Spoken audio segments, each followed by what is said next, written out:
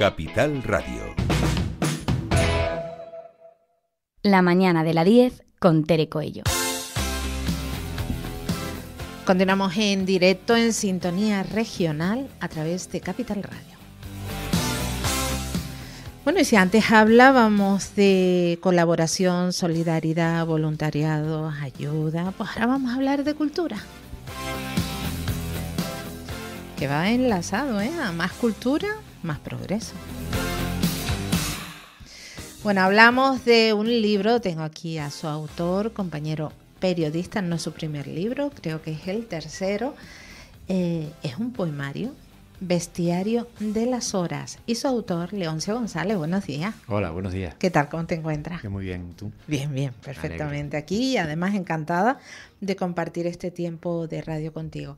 Leoncio, Bestiario de las Horas. Ya de entrada me chocó el título. Digo, bestiario, esto va de bestia y de las horas. ¿De dónde sale la inspiración de este libro y este título? Mira, el título obedece a unos manuales que se desarrollaron en la Edad Media, aproximadamente a finales de la Edad Media, en las que se recogían catálogos de animales mitológicos, animales que eran desconocidos. Se explicaban sus características basadas en leyendas o basadas en apreciaciones del escribano que estuviera haciendo ese tipo de catálogo, ¿no? ¿Por qué he utilizado yo ese título? A raíz de eso, a lo largo de la historia de la literatura, los bestiarios han servido como una especie de índice de aquellas figuras que no obedecen a una realidad tangible. Animales mitológicos que pueden estar basados en leyendas o pueden haber nacido de la fantasía de los escritores. Muchos autores tienen bestiarios. En este caso yo me inspiré, o no me inspiré, sino utilicé un cuento de Julio Cortázar que se llama así, Bestiario. Es un cuento para mí fundamental en la historia de la literatura y habla de algunos seres humanos y animales que se desarrollan en una situación concreta. No voy a hacer spoiler, cualquiera que esté interesado que lo lea. Es un cuento fundamental, como te decía, en la historia de la literatura hispanoamericana. ¿Qué pasa? Que mi libro, que se llama Bestiario de las Horas, esa es la primera parte, es el bestiario, y la segunda parte de las horas también obedece a una especie de elemento literario que también se utilizaba en la Edad Media, que eran unos libros con oraciones que utilizaban sobre todo las mujeres para como recitar una especie de tantras cada ciertas horas, ¿no? ¿Cómo lo mezclo yo? ¿Cómo utilizo esa mezcla y por qué utilizo esos dos criterios? Porque a partir de cierta apreciación que tuve de la realidad, creo que detrás de la apariencia normal de cada tuya, mía, de las personas que nos encontramos por la calle y de los animales que nos encontramos en la calle, detrás hay ciertas bestias irracionales que se mueven por impulsos que en este caso, en mi libro, lo que hacen es buscar cosas. Se mueven por impulsos como la nostalgia, el miedo, la ansiedad de conseguir cosas perdidas, etcétera, etcétera. Y pierden la razón y se convierten en bestias de la actualidad. En la actualidad ya no las bestias de la actualidad, como dice la sinopsis que ha hecho la editorial del libro, las bestias de la actualidad no son esas bestias mitológicas, el minotauro, la hiedra, exacto, ¿no? Sino son personas normales que detrás de su apariencia normal esconden otro tipo de bestialidades, digamos. Al hacer tú la introspección en tu libro, en desarrollar tu creatividad, indudablemente tienes que naufragar, ¿no? Nadar en todo esto. ¿Has encontrado comparativas con nombres y apellidos en la actualidad de hoy? Sí, aparecen situaciones, vamos a decir, reflejadas en la realidad. Como en el otro libro anterior que publiqué, que se llama El romanticismo del atún de lata, y que ahí sí que yo hacía explícito que todas las circunstancias que se daban en esos capítulos del romanticismo eran nacidas de la realidad. utilicé mi profesión de periodista para encontrar hilos que me llevaban después a inventarme historias que no tenían nada que ver con la realidad, pero que sí que aparecían. Por ejemplo, ¿te acuerdas del incendio de Toledo, de aquellos neumáticos pues, a partir de eso, ¿no? Pues a partir de noticias que yo veía, desarrollé historias más o menos ficticias, ¿no? En el caso de este libro, sí que hay personas concretas, pero no son explícitas, o sea, no tienen nombres y apellidos. Los personajes de este libro no tienen nombres y apellidos. Tampoco son situaciones conocidas, son situaciones que parten de la realidad, pero que luego se modifican en mi proceso creativo, digamos, ¿no? Pero en tu mente sí tienen nombre y apellido, sí, y rostro. El otro día hablaba con una persona que ha conocido bien el proceso de creación de este libro, y le decía, tú eres la única persona que puede llegar a interpretar cada una de las bestias que sale aquí, ¿no? Porque sí que con esa persona pues he tenido conversaciones cercanas sobre esos hechos, ¿no? Pero vamos, que una vez pasan a las páginas se difuminan y son totalmente anónimos. No soy yo, o sea, el protagonista de ese libro no soy yo. Hay una voz que habla en esos textos que la editorial ha categorizado como prosa poética, pero no es un libro autobiográfico, ni mucho menos, ¿no? No tiene... ¿Pero y qué hay de ti? ¿Qué hay de ti o qué se ha quedado en ti de ese libro? Hombre, yo supongo que como todos los autores y todos los escritores que publican cosas, en lo que escriben siempre tienen una parte de volcado de la personalidad propia, ¿no? Yo creo que la literatura no se puede abstraer de lo que, o sea, aquello que se decía, ¿no? De yo soy yo y mis circunstancias, ¿no? De lo que me rodea, ¿no? Pues supongo que habrá una gran parte de Leoncio González dentro de esos pequeños poemas en prosa, y que algunas personas, los que me conocen, podrá ser que lo identifiquen, que lo interpreten, y supongo que habrá lectores que ni me conocen ni me conocerán que no verán esa transparencia, ¿no? ¿Por qué poema? Bueno, en principio ya te decía que era un poco un tema casi editorial. Yo no lo pondría, no lo calificaría como poesía, porque para mí es muy difícil esa línea, traspasar esa línea de decir esto es un poema o no lo es, ¿no? Es verdad que esos textos que salen en ese libro tienen un gran contenido simbólico, hay muchas metáforas, muchas metonimias, muchas figuras retóricas que acercan más la presencia textual a la poesía que a la narrativa. No hay un hilo conductor que los una a todos, no hay un argumento que los una a todos, no es, vamos a decir, explícito lo que pasa ahí. Más bien el lector tendrá que interpretar e imaginar lo que está saliendo, y eso se hace a partir de las figuras retóricas que son propias de la poesía. Entonces, pues hablando con el editor, ellos consideraron que era afortunado decir que era prosa poética, ¿no? A mí todas esas clases de etiquetas me ponen un poco nervioso, no me gusta ni siquiera. La nota de prensa que salió decía el poeta tiene el feño, yo ni siquiera me considero poeta, ¿no? Poeta era Rafael Alberti y Federico García Lorca. Yo no aspiro ni a eso, ¿sabes? Pero, bueno, son etiquetas que hay que poner y tampoco me parece mal que la hayan puesto así, que cataloguen ese tipo de libro en la poesía.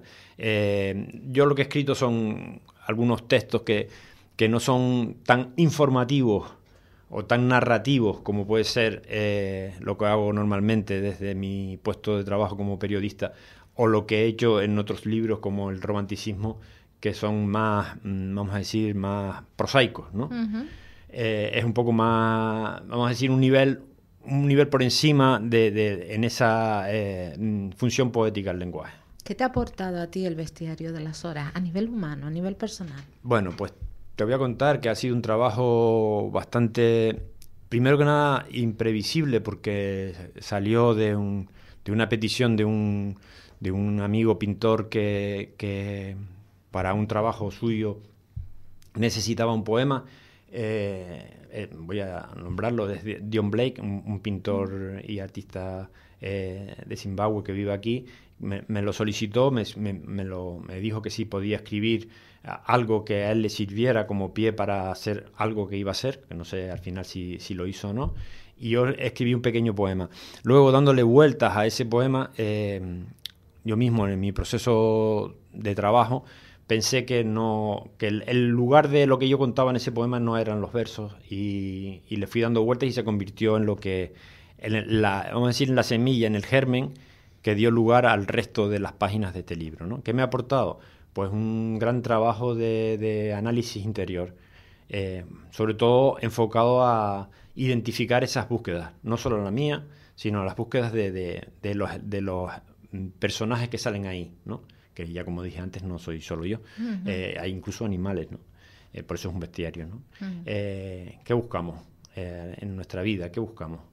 Buscamos el amor, buscamos la compasión, buscamos la empatía, buscamos incluso el odio, buscamos el reconocimiento.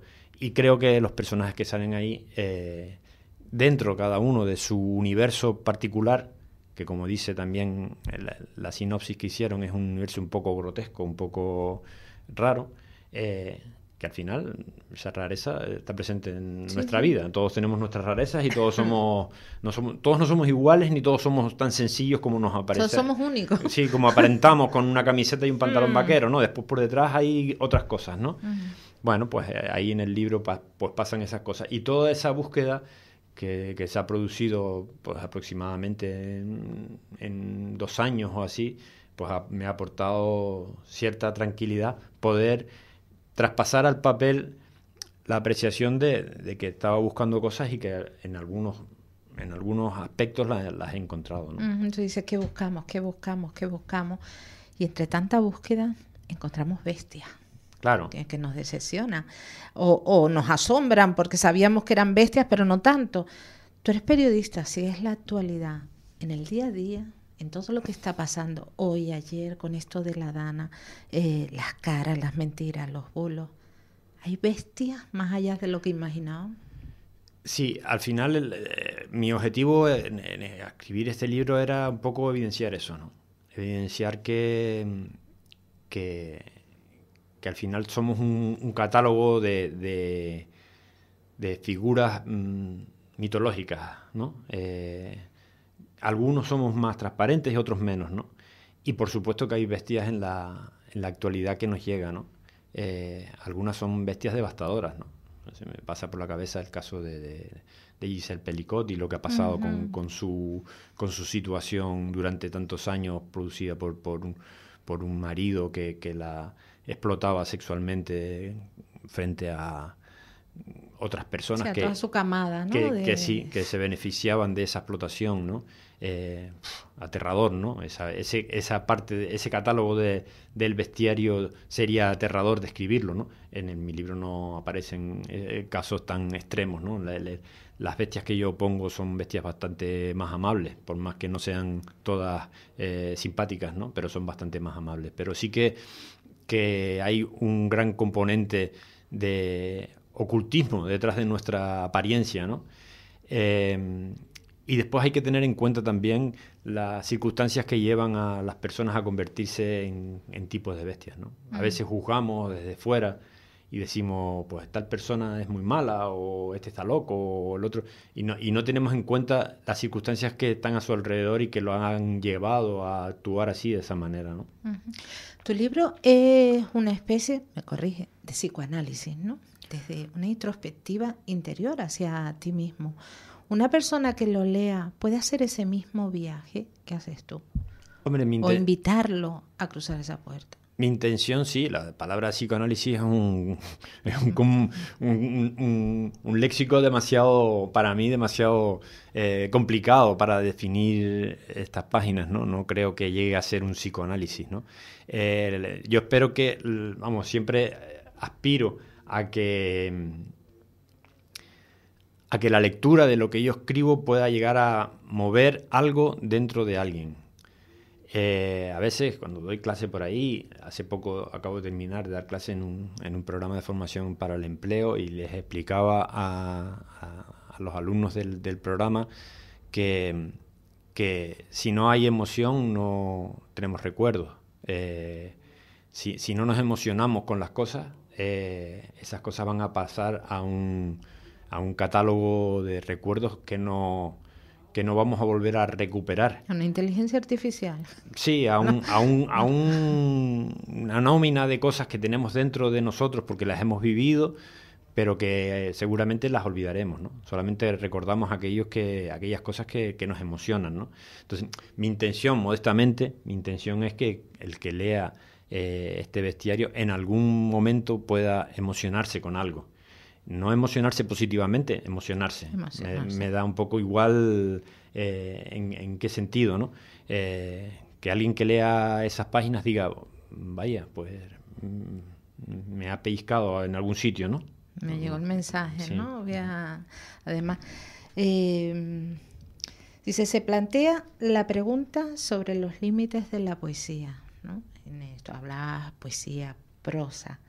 ¿Cuál es tu opinión sobre esta cuestión? ¿Crees que tu obra desafía las fronteras tradicionales del género poético? Sí, y por lo que te decía, ¿no? Las etiquetas de los géneros literarios también son algo complicado de explicar, ¿no? Decir yo soy poeta o decir yo he escrito poesía es una cosa muy aventurada. No creo yo que sea capaz de decir en ningún sitio, yo he escrito un libro de poesía o dos, que tengo dos que han sido catalogados así. Yo creo que no soy capaz de decirlo. De hecho, me da hasta un poco de vergüenza cuando me dicen, cuando sale en el periódico, el poeta tiene el feño. ¿No? Eso me da un poco de tal. Porque creo que sería una falsa de modestia llegar a catalogar estas propias páginas en la poesía. La poesía es algo muy importante. La poesía es un trabajo literario muy, muy complicado. No es tan fácil como hacer unos versitos o como plantearse determinadas creaciones literarias y ya está, ¿no? Eso es un trabajo, ya lo decía Juan Ramón Jiménez, ¿no? Un trabajo, un work in progress, ¿no? Un trabajo que tenía que estar evolucionando y que tenía que estar muy madurado.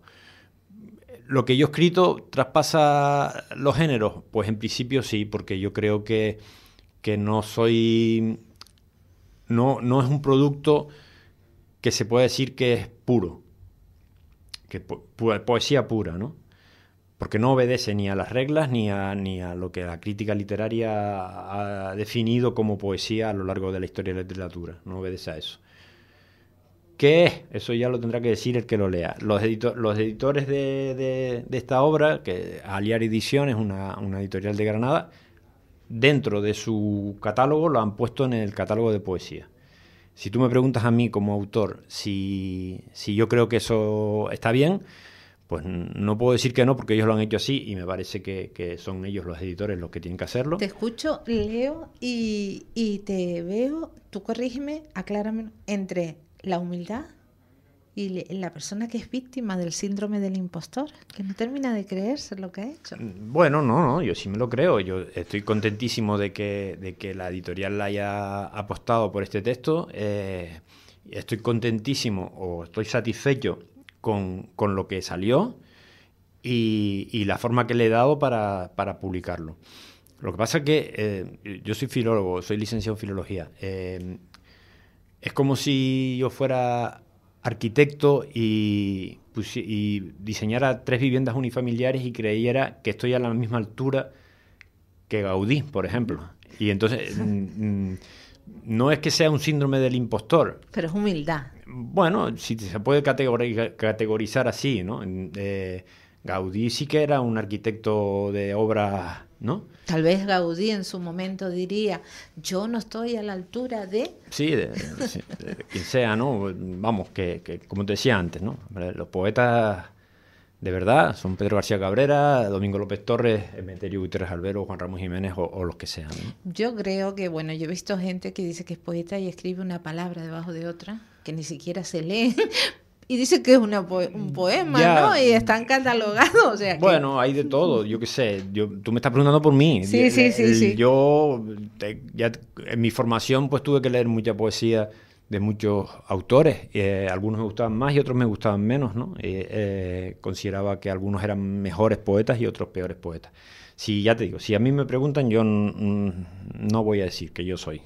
Bueno, que lo diga el mundo los que te lean, ¿no? Exacto, sí, que sea el lector el que diga, pues, oye, pues valió la pena, o lo pongo en la estantería de poesía, o lo pongo en la estantería de narrativa, o lo utilizo para calzar la mesa si está coja. También, bueno, también ¿no? Sirve, sí. Qué bueno dejar eso a la subjetividad de quien lea. Leo, el poema describe una atmósfera oscura y surrealista, ¿no? Estamos hablando de seres mitológicos y no tanto.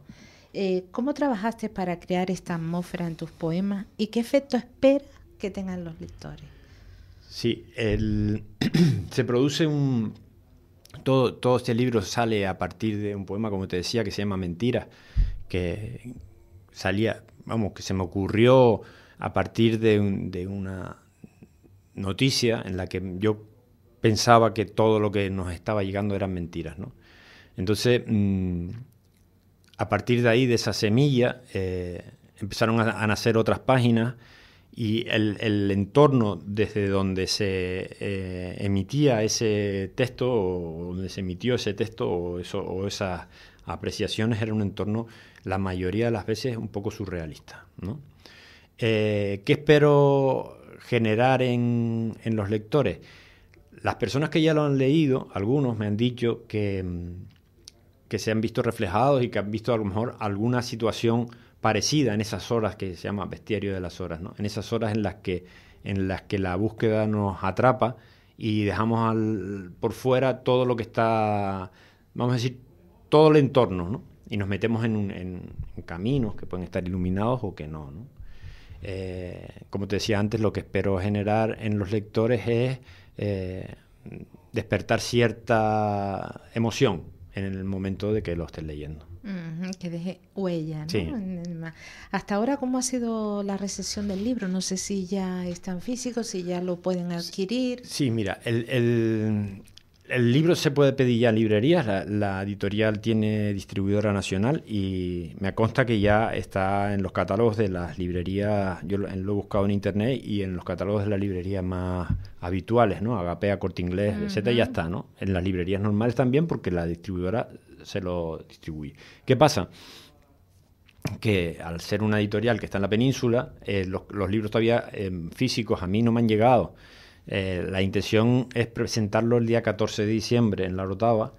¿En dónde? En la parte baja se llama. Es una sala que está debajo del restaurante Dios los cría, en La Orotava.